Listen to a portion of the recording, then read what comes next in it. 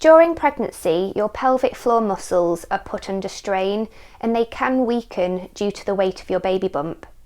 And the more pregnancies and births that you experience, the weaker your pelvic floor muscles can become. So that's why pelvic floor health and wellness is so important, and that's what I'm going to be talking about in this video. Your pelvic floor muscles are shaped like a hammock, and they run from the base of your vagina all the way over to your coccyx at the bottom of your spine.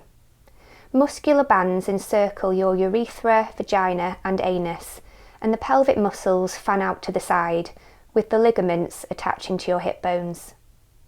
Your pelvic floor muscles support your bladder, bowel and uterus, and when your pelvic floor muscles are strong and toned, they prevent issues like bladder and bowel incontinence and pelvic organ prolapse. Sometimes during childbirth, your pelvic floor muscles can get damaged, especially if you do a lot of strenuous pushing or you need to have an assisted delivery with the use of forceps or ventouse. So in this video, I'm going to be sharing my top tips for taking care of your pelvic floor muscles so that hopefully you don't experience any issues, even if you need to have an assisted delivery. To prevent damage to your pelvic floor muscles, it's important to avoid constipation and straining with the bowel movement. Try to stay well hydrated and eat a diet high in fibre. This will soften your stools and make any bowel movements easier to pass. Your rectum has a natural expulsion reflex, so you shouldn't have to strain when emptying your bowels. To help prevent straining, it's a good idea to elevate your feet when pooping.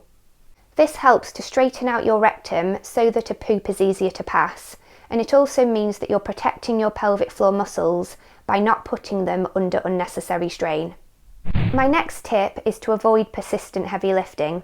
If you do have to lift or carry something heavy, it's important to bend at the knee, to lift your chin up, and to carry whatever you're holding close to your body.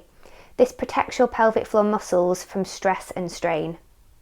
It's also important to avoid putting on an excessive amount of weight during or after pregnancy. Excess weight places additional pressure on your pelvic floor muscles and weakens their ability to function optimally. Above all, it's important to get into the habit of doing regular pelvic floor exercises so that you can avoid issues like incontinence or potential prolapse. If you're not sure how to tighten your pelvic floor muscles, I recommend that just once you sit on the toilet to pee and try to stop your wee flow. This will help you understand what it feels like to squeeze and contract your pelvic floor muscles, but only do this one time, otherwise you run the risk of getting a urinary tract infection. Pelvic floor exercises are generally divided into two stages. The first stage is a strengthening technique, and the second stage is a release technique. And this stage is particularly important in preparation for childbirth, because when you're giving birth to your baby, your pelvic floor muscles need to be soft and loose so that it's easier for your baby to be born. The first exercise involves you either sitting down, standing tall, lying on your back with your knees bent and legs slightly apart, or being in an all fours position. Close your eyes in whatever position you're in and then squeeze your pelvic floor muscles up. You should feel a definite lifting and tightening sensation from your vagina all the way over to your back passage. Try to hold that squeeze for 5 to 8 seconds and then let the muscles relax. You should feel a definite let go of the muscles as you relax them. It can be helpful to visualise something as you're squeezing and lifting your pelvic floor muscles. I like to imagine a liquid being sucked up through a straw. It's also important to exhale when you're tightening your pelvic floor. I'm going to demonstrate a few rounds of the first stage of pelvic floor exercises now, with text on the screen so that you'll know when I'm tightening and releasing my pelvic floor muscles.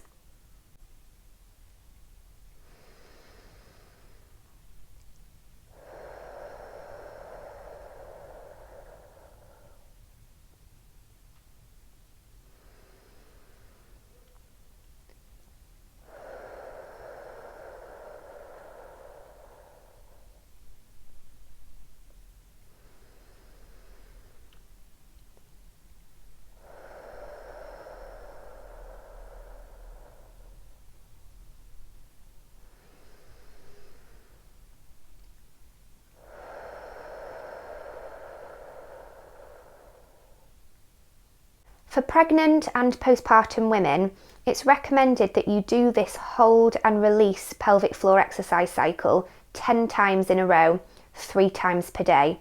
So that equates to 3 times 10 reps every day. The second exercise is to squeeze and lift your pelvic floor muscles as quickly and as strongly as possible, but to not hold on to the contraction, just squeeze and let go. And it's important to do this exercise 10 to 20 times, 3 times per day. I'm now going to demonstrate a few rounds of this pelvic floor exercise, and I'm going to put text on the screen so that you know when I'm holding and releasing my pelvic floor.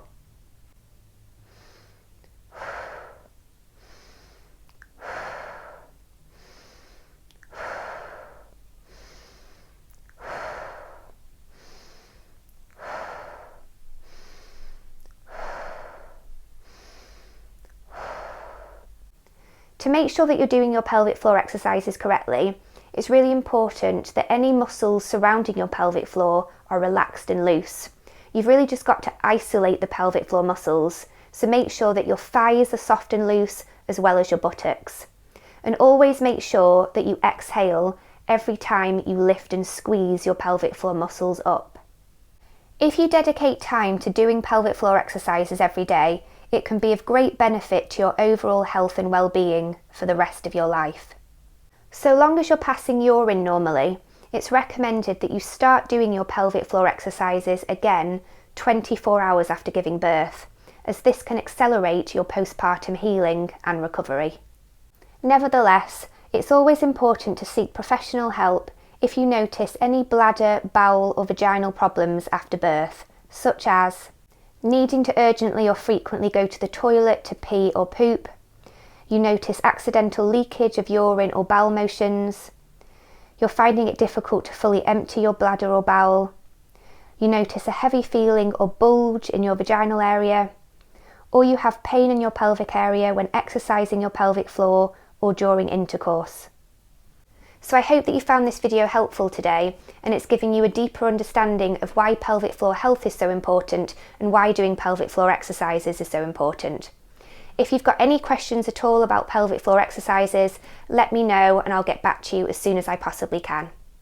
This video is one module on my digital hypnobirthing course. If you and your partner want to feel calm, confident and ready for your baby's arrival, check out my digital hypnobirthing course in the video description below. Thanks so much for watching and see you again soon.